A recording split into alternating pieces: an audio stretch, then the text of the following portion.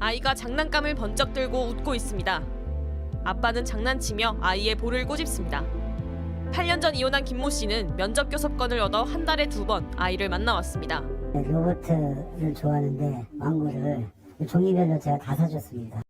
그런데 2년 전부터 아이를 볼 수 없었습니다. 전 부인이 김 씨가 아이를 만날 때 학대했다며 경찰에 신고했기 때문입니다. 추궁을 하니까 아들은 엄마가 얘기해줘서 알게 됐다. 경찰은 사과 편지까지 보냈지만 아이는 지금도 만나지 못하고 있습니다. 지난 2월 13살 시우군은 계모의 학대 끝에 숨졌습니다. 시우군 어머니는 이혼한 전 남편과 계모에게 빌고 또 빌었지만 5년간 아들을 못 봤습니다. 절대 안 나타날 테니까 한 번만 보여줘. 그냥 먼발치도 보다가 걸리지도 마. 진짜 나랑 진짜 전쟁이야 정말. 면접 교섭권이 있어도 막무가내였습니다. 제때 만나기만 했더라도 시우를 구할 수 있었습니다. 보고 싶어도 못 보고 만지고 싶어도 못 만지는 이런 고통이 얼마나 진짜 피눈물나는 고통인지. 지난해 이혼 가정 가운데 42%는 미성년 자녀를 두고 있었습니다. 하지만 이렇게 양육권을 가진 전 배우자가 아이를 보여주지 않는 부모 따돌림 사례도 쌓이고 있습니다. 피해자가 늘면서 올해 2월에는 정부의 대책 마련을 촉구하는 단체도 생겼습니다. JTBC 조혜연입니다. 이렇게 전 배우자가 아이를 보여주지 않으면 기댈 곳은 법원밖에 없습니다. 하지만 소송에만 몇 달이 걸리고 또 과태료만 내면 그만입니다. 특히 아이가 원하지 않는다고 주장하면 법원도 사실상 더 이상 손을 쓰지 않아 그게 정말 아이의 뜻인지 확인할 방법도 없어 대책이 필요해 보입니다. 이어서 여도현 기자입니다. 5년 전 이혼한 정모 씨는 매월 아이를 보는 시간이 제일 행복했습니다. 사랑해. 엄마나. 그런데 어느 날 아이에게 새엄마가 학대한다며 신고해달라는 말을 들었습니다. 경찰에 곧바로 신고했고 결국 아동학대 처분이 나왔습니다. 하지만 그 이후로 아이를 볼 수 없었습니다. 소송도 냈습니다.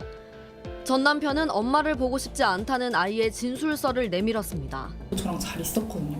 근데 아이가 스스로 그걸 썼다고 생각할 수는 없거든요. 법원도 더 이상 개입하지 않았습니다. 아이의 뜻인지 확인할 방법도 없었습니다. 그렇게 속절없이 몇 개월이 흘러갔습니다. 전 배우자가 일방적으로 아이를 보여주지 않아도 과태료 처분이 끝입니다. 강제성이 없기 때문에 이쪽에서 버티면은 그만이고 거기에 이제 아이가 싫대요라고 하면 아무 효력이 없어요. 법원은 대안으로 전국 13곳에 면접 교섭센터를 만들었습니다. 전 배우자와 마주치지 않고 아이를 만나게 합니다. 강제로 이곳에서 만나라고 명령도 내릴 수 있습니다. 양육자 통로와 비양육자 통로가 구분이 되어 있고요. 아이에게 도움이 되지 않을 내용 이런 부분은 면접교섭 과정에서 저희가 중간중간 개입을 해서 중재를 하고 있죠.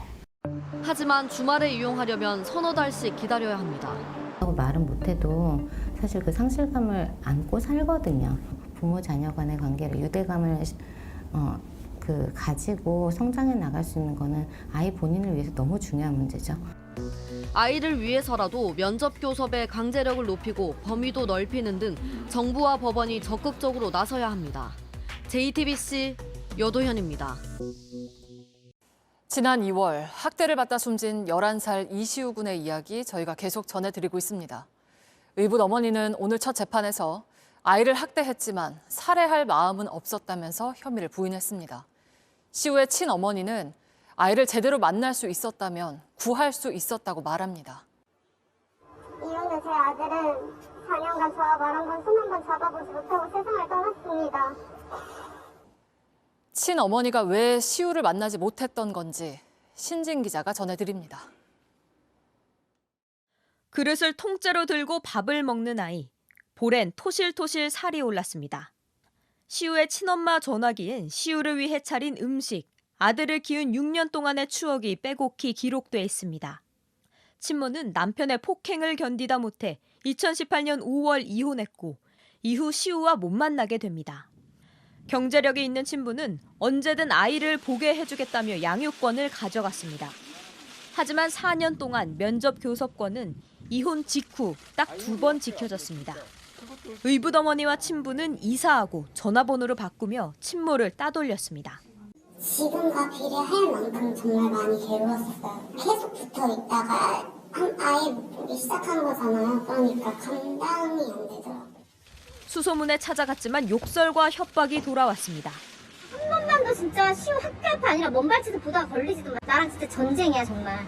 욕심 그만 부려. 자식 이렇게 번듯하게 키워준 거 봤으면 고마워야지.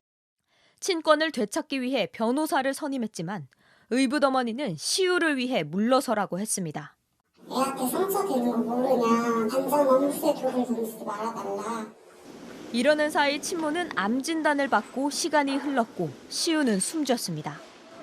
법은 함께 살지 않는 부모도 아이를 정기적으로 만날 수 있도록 하지만 실상은 다릅니다. 아이를 못 만나게 해도 과태료 처분이 다입니다. 이런 사례가 늘면서 전문가들은 부모 따돌림이라고 현상을 규정했습니다. 대응하기 위한 협회도 조직했습니다. 그 자체로 심각한 정서 학대고 이미 학대를 당하고 있는 경우엔 도움을 청할 기회를 차단한다는 겁니다. 반복적인 세뇌, 조종 이런 것들이 일어나게 되고 가능성을 다 잊어버린 상태가 되어버려요. 친모는 면접 교섭 약속을 어긴 건 정서적 학대라며 의붓어머니와 친부에 대한 추가 고소장을 접수할 예정입니다. JTBC 신진입니다.